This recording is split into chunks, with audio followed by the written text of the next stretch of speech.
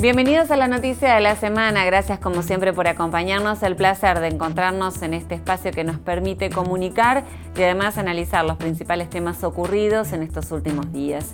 Y comenzamos con uno muy difícil. Se trata de un crimen atroz. La semana comenzó con esta noticia donde nos enterábamos del accionar de un hombre de 25 años sobre un menor que era hijo de su pareja y también sobre otra menor de 10 meses. El caso conmociona a Santa Fe por todos los ribetes que adquirió cuando nos enterábamos de qué se trataba justamente este hecho. Tiene que ver con un niño que falleció producto de los golpes y abusos recibidos por parte de la pareja de su madre. El hombre fue detenido tras 48 horas intensas de ser buscado y luego de la imputativa fue trasladado a la cárcel de Coronda, donde se suicidó antes de cumplir las 24 horas de prisión. La madre del menor, en tanto, tras la audiencia quedó en prisión preventiva, según lo solicitó el fiscal de la causa, Gonzalo Iglesias, quien consideró que había elementos para sostener la ocurrencia obvia del hecho y la participación de la imputada en su carácter de coautora. También que había riesgos procesales que meritaban que la mujer quede detenida. El defensor oficial de la imputada solicitó que se le brinden las medidas de seguridad necesarias y manifestó la necesidad de que reciba asistencia psicológica.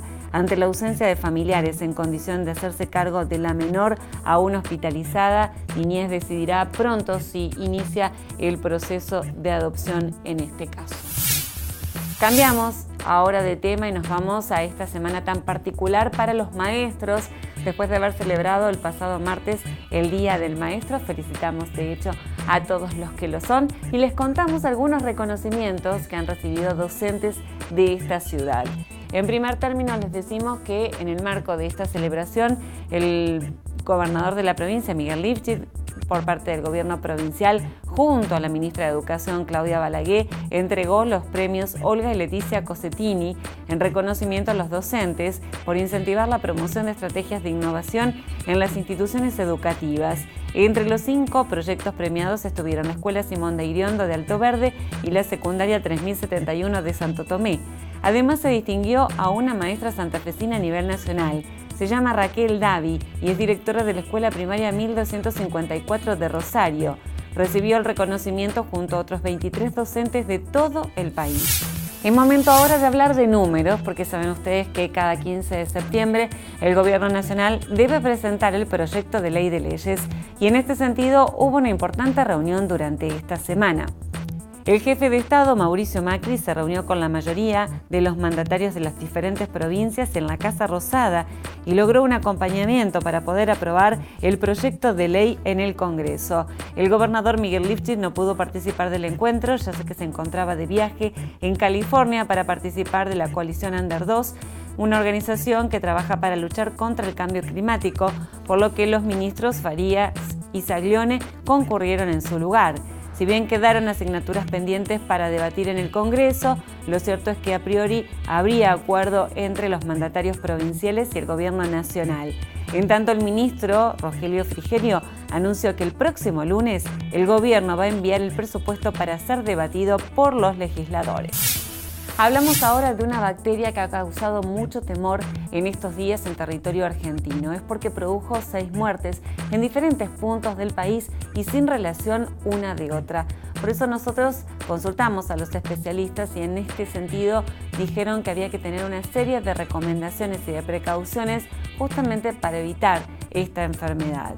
Suman 6 las víctimas del estreptococo en el país. Es una bacteria que se aloja en las vías respiratorias y en la piel. Los casos fatales generaron esta alerta sanitaria del que mencionábamos. No se trata de una epidemia, pero preocupa que la bacteria se haya desarrollado con un perfil tan virulento en pacientes de distintas zonas que no tuvieron contacto entre sí. El Ministerio de Salud de la provincia de Santa Fe emitió una circular ante el tema y consultada por esto, Emilce Méndez, investigadora especializada del Laboratorio de Bacteriología Clínica de la Facultad de Bioquímica y Ciencias Biológicas de la Universidad Nacional del Litoral, indicó que si bien estos casos superan registros de otros años, no se puede asegurar que se esté ante una epidemia generalizada.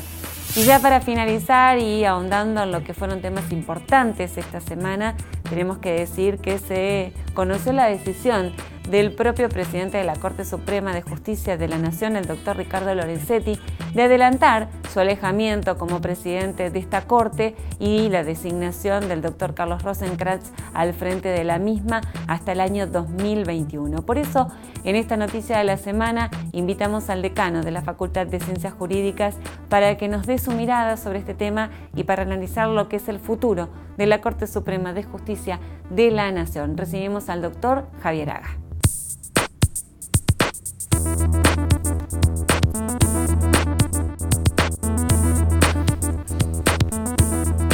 Recibimos en la noticia de la semana al decano de la Facultad de Ciencias Jurídicas y Sociales. Está con nosotros el doctor Javier Aga. Javier, muchas gracias por acompañarnos. No, gracias a usted, Liliana, por invitarme.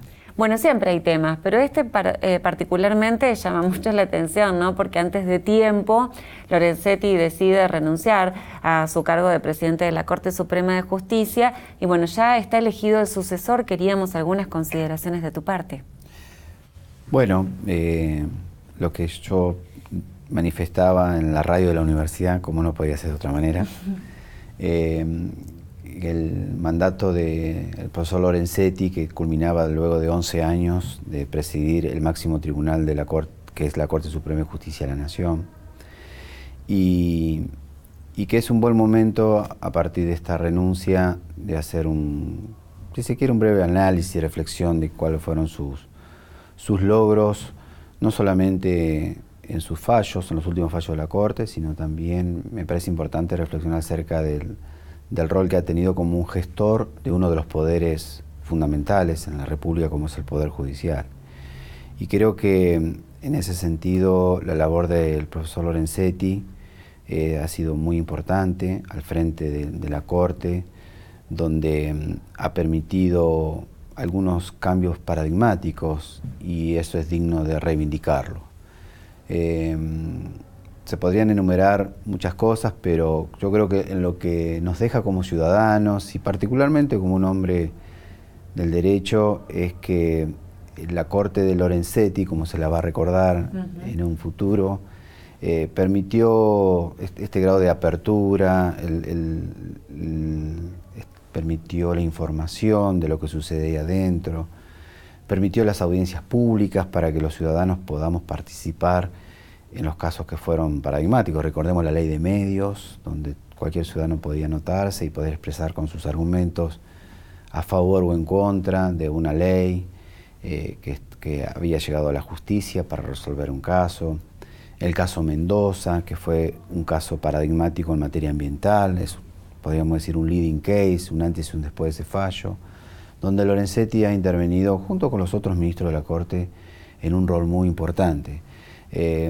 Lorenzetti vinculó a nuestra Corte con muchas cortes del mundo, particularmente con las cortes de América Latina, la vinculación de nuestra Corte Suprema con los países hermanos de Brasil, de Chile, de Colombia, de Paraguay, de Uruguay, de México. Yo creo que eso es muy importante, eso es pensar que no estamos solos y aislados en el mundo, sino que también debemos vincularnos, debemos aprender de las cosas que se están haciendo en otros países bien y también tenemos que enseñar de las cosas que también nosotros hacemos bien.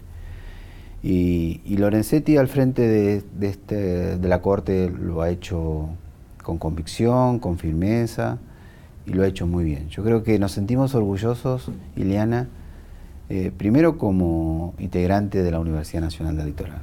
Claro, hay que recordar que es egresado de esta Casa de Altos Estudios, ¿no?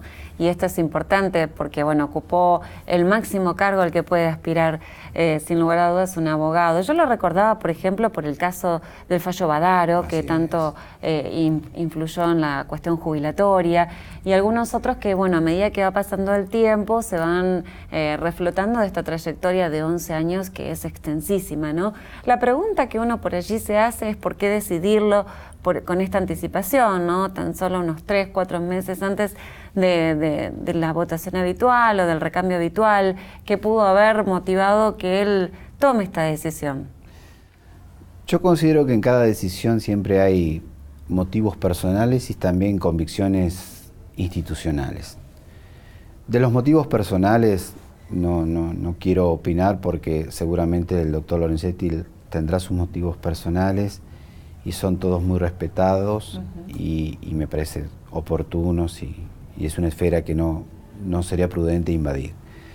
Pero sí me animaría a reflexionar acerca de sus motivos y sus convicciones institucionales, conociéndolo a Ricardo Lorenzetti, primero como alumno, fui su alumno, y después como un colega y que hemos trabajado y seguimos trabajando en el ámbito de la facultad. El doctor Lorenzetti es un férreo defensor de la periodicidad de los mandatos. Él considera que la periodicidad, el cumplimiento de los mandatos de las instituciones es fundamental para el fortalecimiento de las instituciones y sobre todo para el fortalecimiento de la democracia. Él mismo lo ha dicho en algunos de los medios, diciendo, bueno, yo creo que hay que dar un paso al costado, y ese paso al costado tiene que ver con esto, de la convicción de la periodicidad.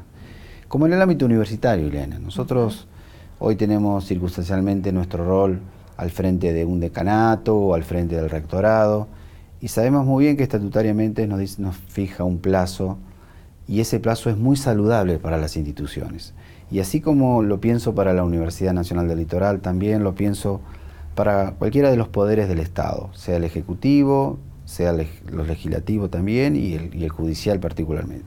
Yo creo que conociendo a Lorenzetti habrá influido muchísimo estas convicciones políticas que él tiene sobre los pilares de una democracia. La periodicidad de los mandatos, y creo que en 11 años él dijo, habrá pensado, ya he dado mucho, he dado mi conocimiento, de mi formación, de mi predisposición, de mi experiencia al frente de la Corte, presidiendo la Corte, y ahora es momento que otro ocupe ese lugar. Yo creo que ha influido muchísimo esa decisión.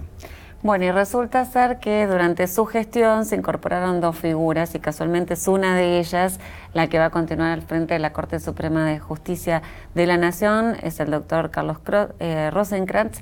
Y bueno, y en este sentido hay que decir que en principio fue bien recibido por todos los sectores esta información, a excepción de las abuelas de Plaza de Mayo, que tienen quizás una disidencia por esta cuestión de el 2x1, y bueno, salieron a manifestar su contra en torno a esta designación. El resto de los sectores aparentemente lo recibió muy bien.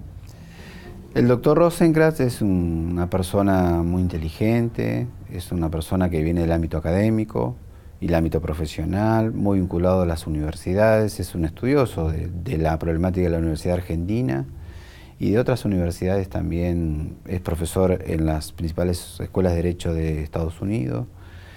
La verdad que merece todo el respeto en el sentido de que su trabajo en este periodo en la Corte ha sido muy respetuoso, más allá de que en su momento se lo hice saber en persona a él y al doctor Horacio Rosati también, que si uno en lo personal estaba en desacuerdo con el fallo del 2x1, no por eso me llevaba a desautorizarlo, a desacreditarlo, ni mucho menos a manifestarme violentamente con su posicionamiento. Yo creo que acá hay que diferenciar muchas veces estos roles y estas responsabilidades sociales. Yo puedo disentir sobre un fallo de la Corte, pero eso no me habilita a insultarlo o agraviarlo. Claro.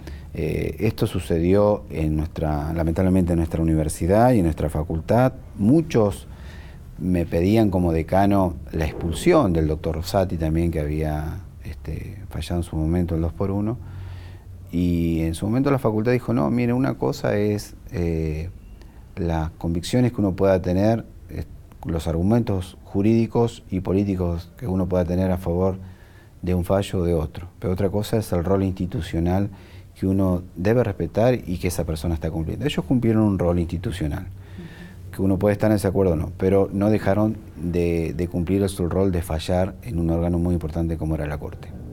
Y la última pregunta quizás gira en torno al futuro, ¿no?, de este nuevo presidente y quien tiene que asumir esta función, que la asuma en un momento muy difícil, donde se le pide mucho a la justicia, hay muchas asignaturas pendientes, y además en esta cuestión de la división de poderes, ¿no?, donde se hace hincapié en que el Poder Ejecutivo no se involucre en lo que es el Poder Judicial.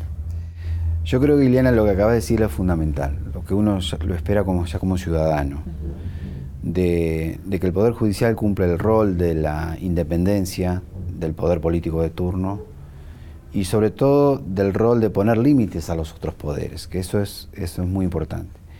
Y el otro rol importante que me parece que la ciudadanía está esperando de la justicia y de la Corte es la resolución de los casos. En esto Lorenzetti siempre remarcaba muy bien en sus discursos. Decía, la ciudadanía no puede quedar en la incertidumbre de qué pasó con tal caso, tal denuncia. No pueden durar 10, 12, 15 años los casos. Los casos se tienen que denunciar por la vía correspondiente, que es la justicia, y la justicia tiene la responsabilidad de resolver. Esto no puede pasar mucho tiempo. Hace poco conocíamos el fallo, ¿se acuerdan de la explosión de Río Tercero, la explosión, y después ya habían pasado 20 años, 30 años? Claro, sí. Eso no contribuye ni a la república, ni a la democracia, ni a lo que espera un ciudadano en la justicia. Los casos se tienen que resolver, me parece que son los dos grandes desafíos. Independencia y eficacia y rapidez en la resolución de los casos. Yo creo que, conociéndolo, y ojalá que el doctor Rosenkrantz y el resto de los integrantes de la Corte cumplan con ese objetivo que como ciudadanos esperamos. Muchas gracias por venir. No, gracias por la invitación y a disposición.